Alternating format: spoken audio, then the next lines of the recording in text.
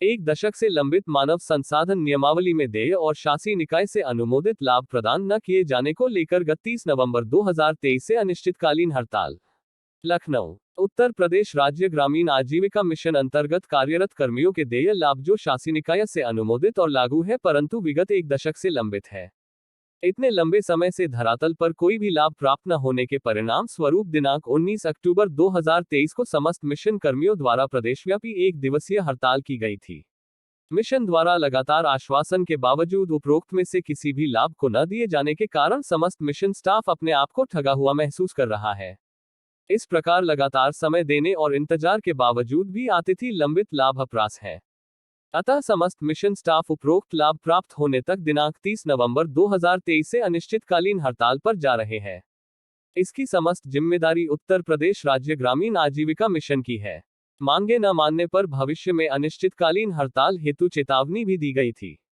जो मांगे निम्नवत है। मानव संसाधन नियमावली 0.7% वार्षिक वेतन वृद्धि देय होने के बावजूद भी 0.9 वर्ष पुराने वेतन पर कर्मियों को कार्य करना पड़ रहा है, जबकि इस अवधि में महंगाई 62 से 70% बढ़ गई है।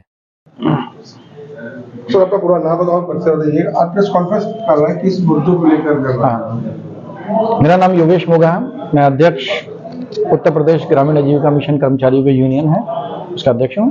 और हम लोग जो समस्त कर्मचारी हैं उनके जो राइट्स हैं उनका जो उल्लंघन हो रहा है, यानी कि उनकी एचआर पॉलिसी में जो लाभ उनको दिए जाने थे और वो अभी तक लंबित है।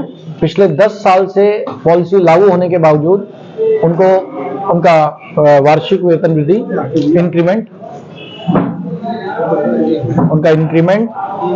उनको मेडिकल फैसिलिटी दी जानी थी, वो उनका इंश्योरेंस और बहुत अत्यधिक दूरी पे कर्मी तैनात है, वेतन कम है, तो उसके बावजूद भी उनका ट्रांसफर बंद किया हुआ है। लोग 600-700 किलोमीटर की दूरी पे तैनात हैं। तो इस कारणवश लोग परेशान हैं कि आज से 9 साल पहले जो वेतन 10 साल पहले जो वेतन मिल रहा था, 9 साल पहले उसकी वृद्धि हो जानी चाहिए थी, वो वृद्धि नहीं हो पाई है और उसी वेतन पे कार्य करने को इच्छुक हैं। तो हम लोग आज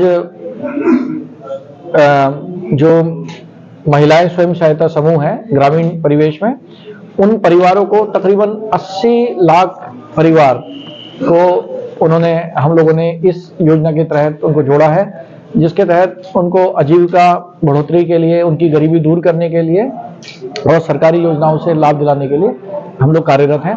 लेकिन इतना बड़े स्तर पर काम करने के बावजूद मात्र 3300 कर्मी 10,160 लोगों का काम कर रहे हैं। इन पे लगातार प्रेशर बना हुआ है, काम बहुत बढ़िया से कर रहे हैं। आप देख रहे हैं हर जगह प्रधानमंत्री जी उस कार्य की तारीफ कर रहे हैं। आप देख रहे हैं कि जो अभी इलेक्शन हुए उसमें मध्य प्रदेश, छत्तीसगढ़, इन राज्यों में बीजेपी या जो सरकारें जीत रही हैं तो उन्हीं कार्यों के बेस पे जीत रही हैं कि उन्होंने महिलाओं को योजनाओं से जोड़ा, उनको स्वावलंबी बनाया, उनके परिवारों को गरीबी से निकलने में मदद की। तो वही सब हमारे कर्मचारी उसी योजना के अंतर्गत उन्हीं लोगों के बीच में काम कर रहे हैं, उनको मोटिवेट कर रहे हैं और उनके जीवन स्तर को सुधारने के लिए कार्यरत हैं।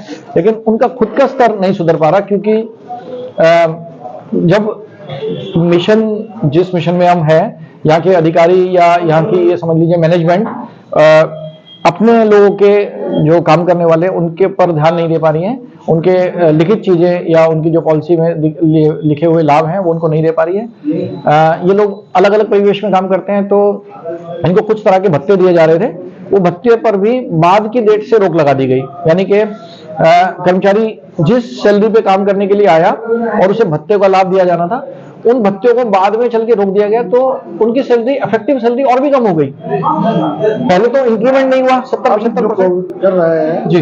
तो ये मांग आपकी जो मांगे नहीं मांगी हो जाए तो आप इसके आगे क्या करेंगे? देखिए, हमने लगातार 2-2.5 साल से आंदोलनरत हैं, बार बार अपनी मांगे सरकार तक पहुंचा रहे हैं, हर माध्यम से, जनप्रतिनिधि के माध्यम से सरकार तक पहुंचा रहे हैं।